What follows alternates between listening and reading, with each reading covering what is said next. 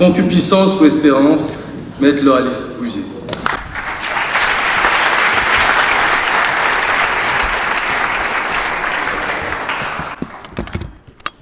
Alors, je suis la dite créature obscure.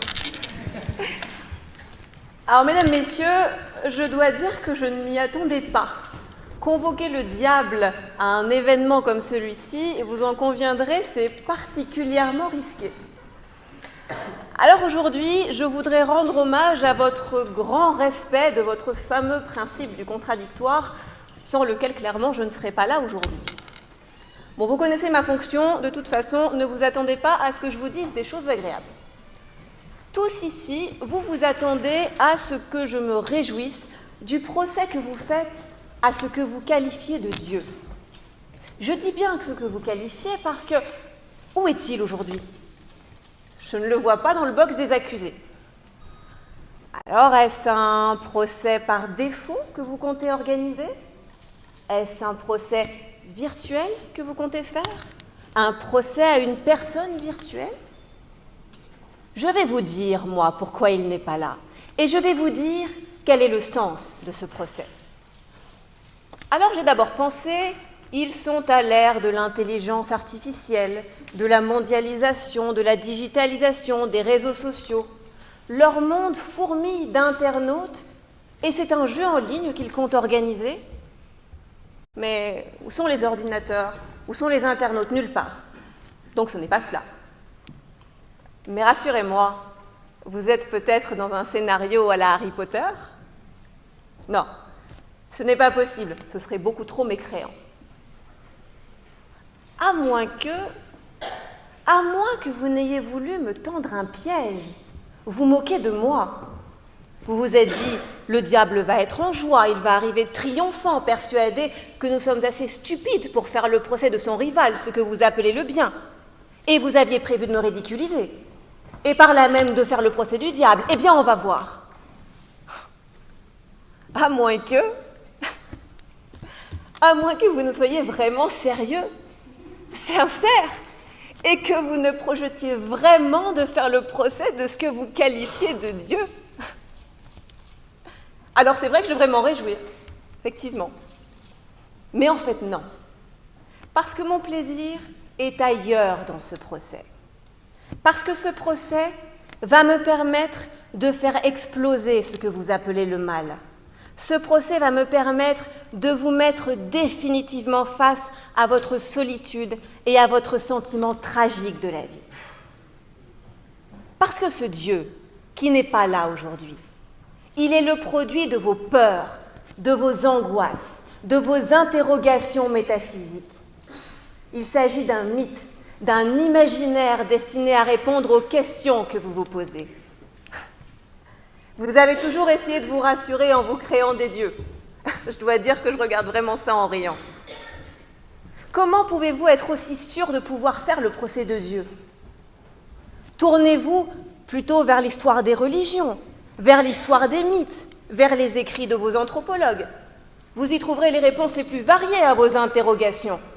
Cela donne le sens de la relativité. Et en parlant de relativité, si nous nous tournons vers la science, si nous nous tournons vers Einstein et sa théorie de l'espace-temps, si nous nous tournons vers Max Planck et sa théorie des quanta, qu'est-ce qui est dit par vos physiciens, vos biologistes, vos scientifiques ?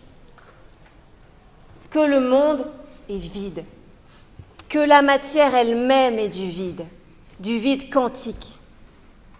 Plus on progresse dans la connaissance, plus on constate que le monde est vide, qu'il y a peut-être des multivers, des univers à 10 dimensions, des êtres à la fois morts et vivants, selon Erwin Schrödinger. Plus encore, le principe d'incertitude d'Heisenberg se vérifie tous les jours. Vos notions classiques de position et de vitesse n'ont pas cours dans l'infiniment petit. Mesdames et messieurs, vous êtes en train de faire un procès à du vide, avec une institution judiciaire, des principes juridiques et un apparat qui se trouve face à un vide et qui lui renvoie sa propre vacuité. Et puis moi, qui suis soi-disant l'envoyé du diable, qui suis-je ? Qu'est-ce qui vous dit que je ne suis pas le diable lui-même? Parlons de choses sérieuses. Qui suis-je effectivement? Suis-je un être fourchu que l'on rencontre dans un bois au détour d'un cauchemar? Sous le prétexte que le port des cornes et de la queue est depuis longtemps passé de mode dans les Fashion Week, on fait mine de me prendre pour un personnage de carnaval? Vous vous faites une idée de moi qui est fausse. Et je vais vous dire pourquoi. Je vais vous dire, moi, qui je suis. Je suis ambigu. Je suis un paradoxe. Je suis un oxymore. Je suis un quiproquo. Je suis le produit de quelque chose qui n'existe pas. En fait, je suis moi aussi le produit de votre imaginaire. Je suis le diable, mais je suis Dieu à la fois. Et je suis même plus que ça. Je suis l'humain. Et je suis même trop humain, comme pourrait dire Nietzsche. Et en faisant le procès de Dieu, c'est votre procès que vous faites. Et on pourrait dire que là est ma plus grande force, ou peut-être est-ce ma plus grande faiblesse. Vous faites aujourd'hui un procès à un mythe, à un imaginaire, au sein duquel Dieu et diable sont indissociables et se retrouvent au sein de chaque individu, bienfaisant et malfaisant à la fois, créateur et destructeur de vie, prétendant à l'éternité, à la toute-puissance, mais en même temps conscient de sa propre impuissance. Alors dans ce cas-là, mesdames, messieurs, comment pouvons-nous faire un procès à un homme, à l'humain, si ce n'est de nous avoir fait croire durant des siècles à des constructions imaginaires, à des représentations des origines du monde ou à des idéologies parfois particulièrement dangereuses pour la survie de l'humanité.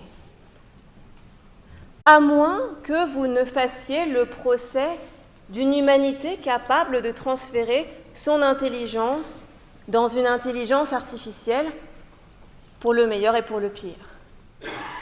Mais rien de tout cela n'est pourtant certain, je vous l'ai dit, c'est un principe d'incertitude qui s'applique aujourd'hui. Mais sommes-nous certains de ce principe? La certitude de l'incertitude n'est-elle pas paradoxale et contradictoire? Il y a de quoi déraper, non? Je sens que je vous embrouille. C'est mon rôle. Mais c'est aussi en cela que je suis votre pire danger. En réalité, c'est la difficulté de se rendre compte du manque de fondement de nos croyances qui est diabolique. Je vous remercie.